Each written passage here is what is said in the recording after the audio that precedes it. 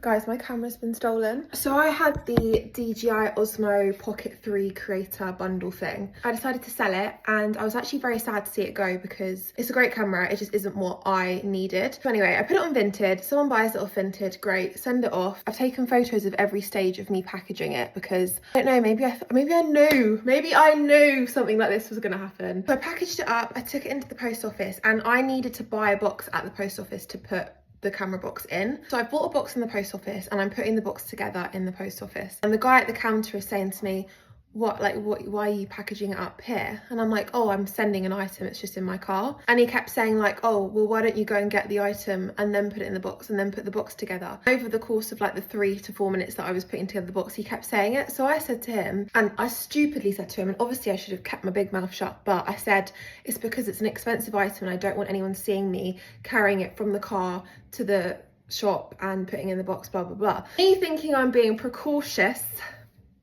evidently not. So I put the box together, take it to my car, put the camera in the box so no one can see that that's what I'm doing, take it back to the post office and just seal the last little flap shut.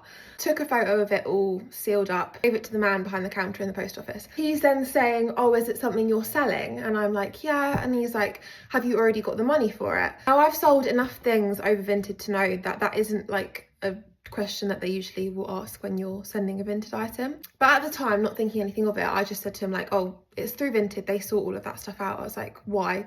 He's like, oh, like I'm just wondering if you've already been paid for it. So like I said, at the time, didn't think anything of the fact he was asking me all these weird questions. A couple of days have passed and I then get a message from the girl on Vinted going, hi, how have you sent the package? And I can see that the DPD tracking said that the package has arrived for her to pick up at her local post office. So I just said to her, oh, I used the code that I was given from Vinted and it's been sent via DPD, blah, blah, blah. I was like, I think it's ready for you to collect at your post office. And then she just replied with a message saying the box is empty. And admittedly, I did then just presume that someone was trying to scam me on Vinted. So I just got back to her and I said, look, I've taken a photo of every stage of me packaging it up and sending it. I was like, if I was you, I really wouldn't try this. Because also her messages before were very blunt and just like one sentence, full stop kind of thing. And now I'm realizing it was obviously because she was actually a bit skeptical of me, but she then replied and just said, no, I swear to God, like the package is empty. She was like, I went to collect it. The box felt really empty. So I recorded unboxing it in the post office and there's like empty toilet roll holder, whatever they're called, in the box and like rubbish in the box. So between me dropping off at my post office and it being sent to her post office, someone has taken out the box with the DJi and all of the extras in it and replaced it with rubbish. And I'm not gonna lie, I'm not happy about it. And I know that Vinted are great and they're probably gonna offer to compensate both parties, like me and the